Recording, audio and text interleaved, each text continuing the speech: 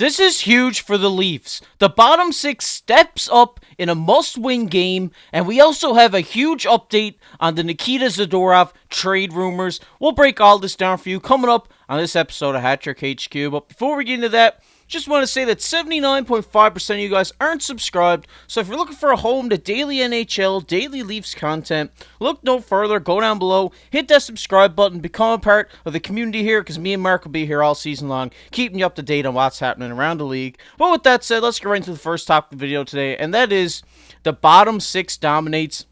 And yes, Mark, obviously we've seen in that game last night that a lot of players in that bottom six stepped up. A couple AHL call-ups looked really good last night. We're just going to take a look at the stats here, and I'm just going to throw it to you. Yeah, when you look at this, I mean, you've seen Tyler Bertuzzi kind of get his footing. I'm going to work my way down a bit. Domi on that third line with Robertson and Kempf. I think this is a rejuvenated line. I mean, they looked outstanding. We've seen Robertson score his big celebration. I think he had blood coming from his ear from a hit that Ian Cole laid on him. And if you look, Domi also did fight in this situation too. You've seen Giordano fight, and you're seeing a lot of people step up. The fourth line, in my opinion, this was their best game by far. You've seen David Kampf score a goal. Noah Gregor had a goal and an assist. And Bobby McMahon had 2 assists in his debut for the Leafs. So when you look at this, without having Reeves on this line, the line looked so much better. And it's hard to say this because Reeves does have his sights. He's the thing where you need him for the locker room, for the on ice antics, and so on.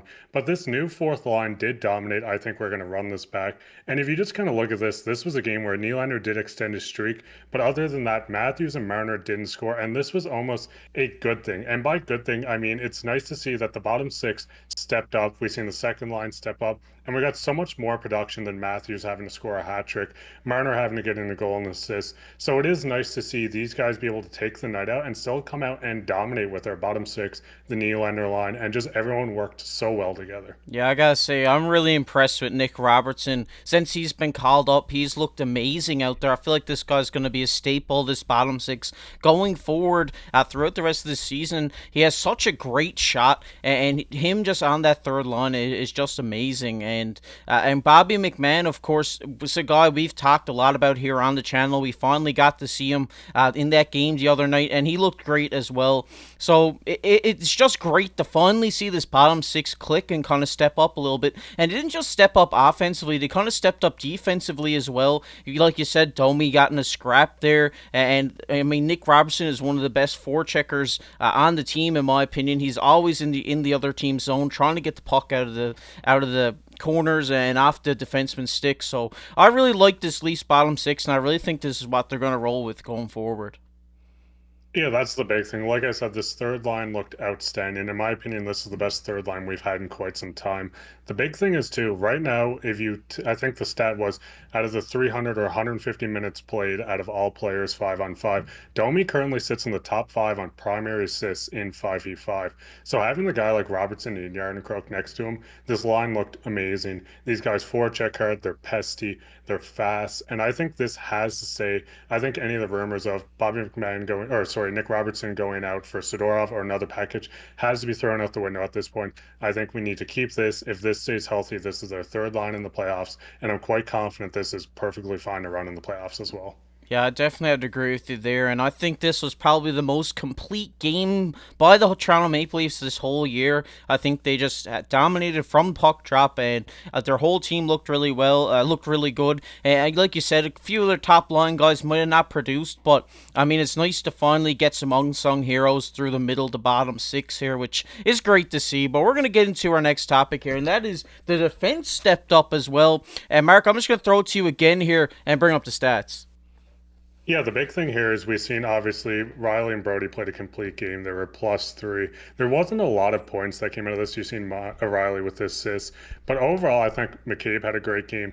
Klingberg, who really surprised me coming into this game, I know he was scratched due to what they called injury concerns. I thought he came in, he played an outstanding game. As you can see, in 19 minutes, I didn't think he looked out of place at all. This was a guy that was a +1, didn't give up too many chances, and I think did overall return his game, especially going against a strong, fast, dominant Canucks team. And Legason also did have a game. So when you looked at this defense in general, I thought they stepped up huge this game. They eliminated chances a lot. I know the first period wasn't great. The Canucks did have 15 shots, and I think the Leafs might have had 6 at the time. But this was also due to the Canucks having their 16 power plays. I know Giordano and Domi both did get instigators for their fights, but it's really nice to see Giordano, the oldest player in the league, stepping up, fighting Joshua. He's a big guy. You heard the chants pour down in the stadium of just Giordano. We've seen Domi step up. And this is huge to not have a guy like Reeves in the lineup, but still seeing these two guys step up, ready to fight. I know they got 2 instigators for it, which were ridiculous in my opinion. But overall, just seeing these guys step up, you have a new face in Domi and the oldest player in the NHL getting ready. They're going to fight and they're sticking up for this team. Yeah, and Gio didn't just fight; he cleaned his clock, man. He really gave it to Joshua there the other night. It was a great fight. Also, Domi's fight. I know there was a little bit of a wrestling match along the boards there, but it was great to see this team, get in there. After their guys when they're after getting hit or whatever it may be to kind of pick up for their teammates. And I really do think that after that meeting with Sheldon Keefe after the Liljegren injury, I really do think this team is really going to step up for their teammates. And like you said, one guy who has really impressed me here on the Leafs since his call up is William Lagesson. He's looked really good back just playing a defensive game. He's blocking a lot of shots and he's looking really good right now. A guy who might stay in maybe until Timmins comes back. I'm really liking his game right now. But another guy here is Ilya Samsonov, a guy who really needed a rebound win. And last night he had 31 saves on 33 shots with 2 goals against. And Mark Sammy looked really good last night. I think Toronto has 2 stud goaltenders here right now. And now that Samsonov got a great win under his belt, I really think he has his confidence back and he's going to be a stud going forward. Yeah, the big thing is the first 2 goals the Canucks scored. I know they were on the power play a lot. I think it was Matthews had like 3 minutes halfway through the second or something due to a lot of penalty killing time.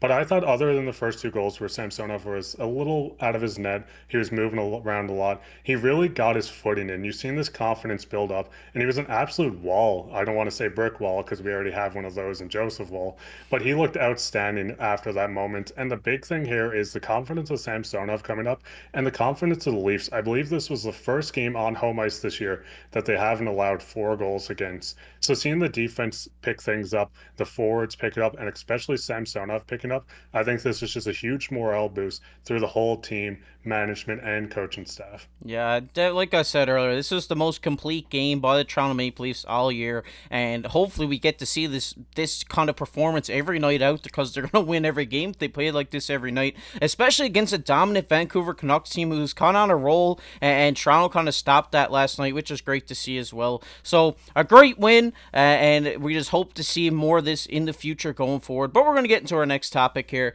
and that is the Nikita Zadorov trade update. And as we take a look here, the Flames don't appear to be in a rush to offload the 28-year-old, but new reports indicate that there is plenty of trade interest in him. During Hockey Night in Canada, Elliot Friedman named both Vancouver Canucks and the Toronto Maple Leafs as teams who have high interest in acquiring Zadorov or Chris Tanev, who also might be available. And we also go in to see here a trade that they proposed, and that was Nikita Zadorov to Vancouver with Anthony Beauvillier, Jet Wu, a 2024 third-round pick, and a 2025 second-round pick to Calgary in return. And we're just going to get into the Toronto one here, and that is Zadorov to Toronto for Klingberg, 2024 first and a 2024 fifth-round pick. And Mark, out of both of these kind of trade offers that we see here on the table, I really do think the Leafs one, it has a bit more value for Calgary going back. Yeah, so if you just want to pull up the Calgary one real quick, the big thing with this one here on the screen would be that Jet Wu is just a 23-year-old. Yeah. Jet Wu is a 23-year-old defenseman, right-handed, drafted second round by the Canucks. He's a guy that could step in into the Calgary organization now. Maybe next season, I believe it's 7 points in the AHL so far this year in about 13 or 14 games. Beauvillier is a guy that can fill out your middle six, and then you also get this third and second round pick. But if you bring the Leafs one up here too, the big thing with this is you only get 1 year of Klingberg. If he doesn't work out, the Flames can move on. He does have a no trade list for certain teams. I think it's 10 teams. So it's interesting to see what teams this list is on. They also get the first round pick and a fifth round pick. So my big thing with this is with the Canucks one, you do get a guy that could maybe step in this year, maybe next year. Could be a defenseman that you use in the bottom pairing or in the middle pairing for the future to come. You get Pavillier. I'm not sure exactly how long his contract is, but he's a guy that might produce for you, or he might be kind of stuck with a tiny bit of dead weight. And you do get the picks. But like I said with the Leafs one, you do get this defenseman in Klingberg that can step in. He can play NHL minutes. He can help with the offense, which Calgary does need. And they do have a lot of defensive guys on this team already.